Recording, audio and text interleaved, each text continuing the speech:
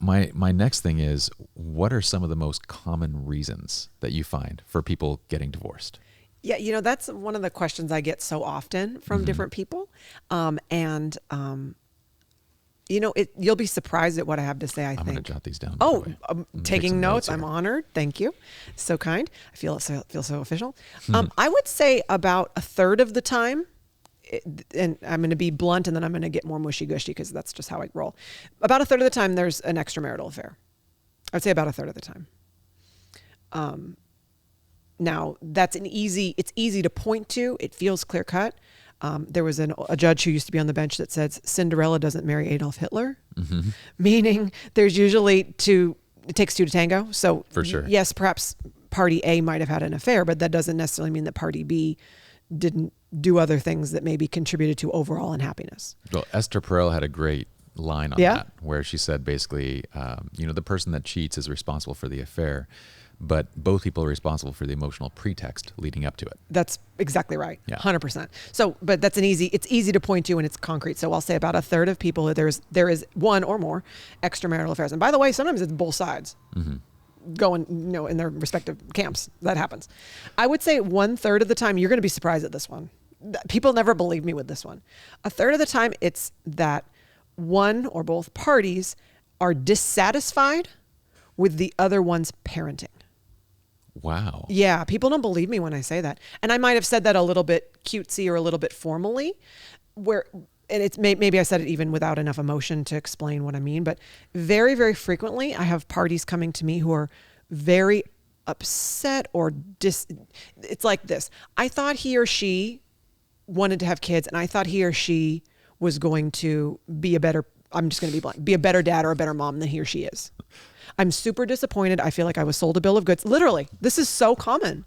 It's as common as an affair, and maybe they're overlapping in some ways. I could probably do a study on that if I had time, which, by the way, I don't. But and I'm really, really disillusioned with the way that he or she disciplines the kids, handles the kids, treats the kids. They're too loose. They're too strict. And it's usually a lot more emotional than the way I'm delivering it to you right now because it's not my kids. Sure. But that's a really common one. At least I'll say this.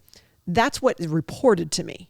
And by the way, I don't ever ask people. Mm-hmm. They tell me. I never say like I never ask because like we just talked about, the law doesn't care. No, but I mean, when I came and sat down with you, I remember our first meeting was more a therapy session than it was a legal counsel. It was me laying on the table what's going on. So I could see everybody is going to walk in and want to explain what's happening.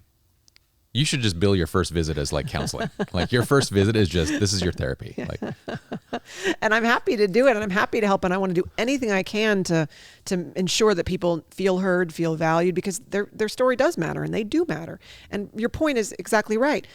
Many times people will come into their first meeting with me and will divulge to me things they've never told anyone in their lives. Yeah. And I'm flattered and honored and it's a privilege that people will entrust that information to me and I take it very seriously. It's very much confidential. But yeah, so I would say issues relative to parenting are number two, about a third. So about a third of our affairs, about a third are parenting related discrepancies, if you will. And then I would say the remaining third are financial issues. I'm a female, so I can do this. I'm going to be a little bit gender stereotyped here as I speak, just very quickly. I have observed a trend, and maybe this will be maybe insightful for some of the listeners, or maybe some of them will send me hate mail, and I do apologize. I don't mean to upset anyone.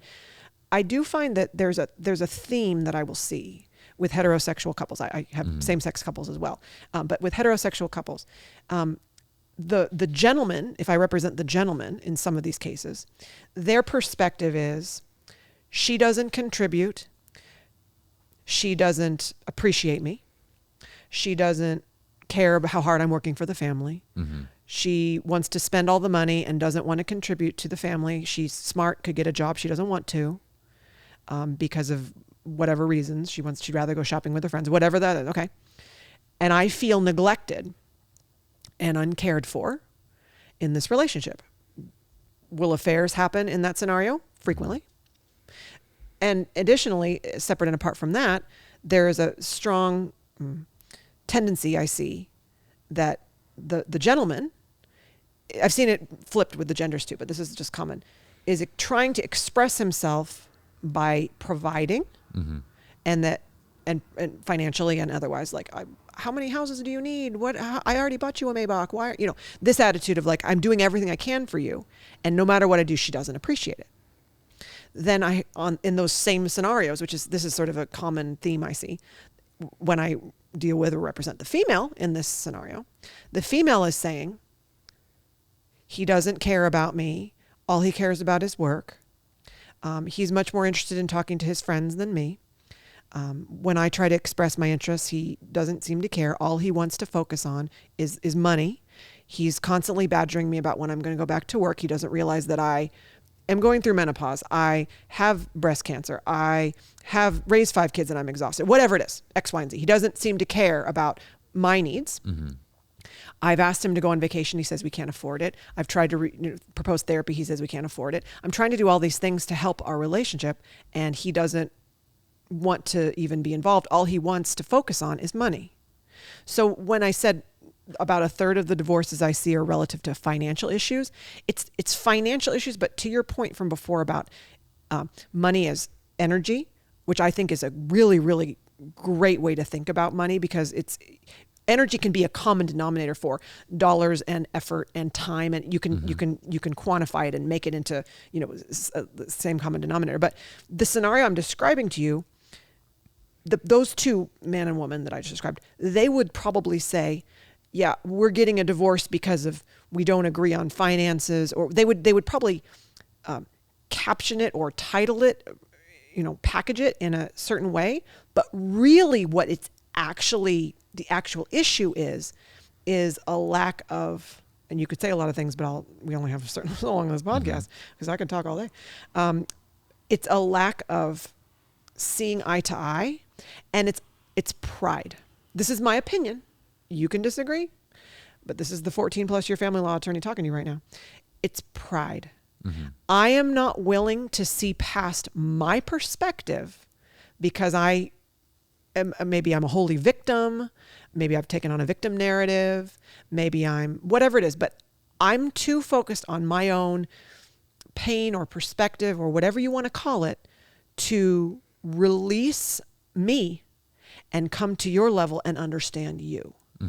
I believe there's ego and pride that's involved on both sides of that equation. So it's a lot more complicated than just financial issues. That's a symptom and an expression of the bigger issue of two people who maybe they can say we've grown apart, or maybe they were always apart, but that they're not true partners in that no one is willing to lay down their sword long enough to actually care about, see, and maybe even empathize with the other person's point of view. And it sounds weird to link that to pride or ego, but I definitely do.